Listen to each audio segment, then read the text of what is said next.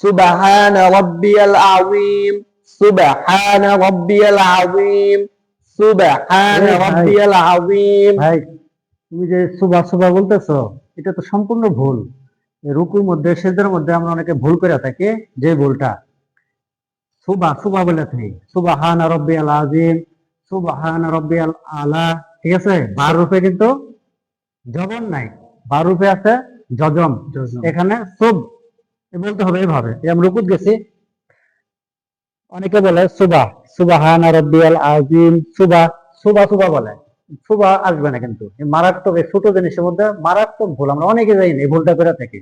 এই জায়গায় হবে কি সুবহানা, সুবহানা রাব্বিয়াল, সুবহানা রাব্বিয়াল আযীম, সুবহানা রাব্বিয়াল আলা। রুকুর সেজদায় দুইটার মধ্যে ভুল হয়ে থাকে, সুবা বলা থাকে, সুবা। এখন তুমি বলো তো শুদ্ধ করে, আমি যে বলছি, দাঁড়ায় বলো, দাঁড়ায় বলো শুদ্ধ করে। সুবহান রাব্বিয়াল আযীম, সুবহান রাব্বিয়াল আ'লা। এটা হলো সঠিক।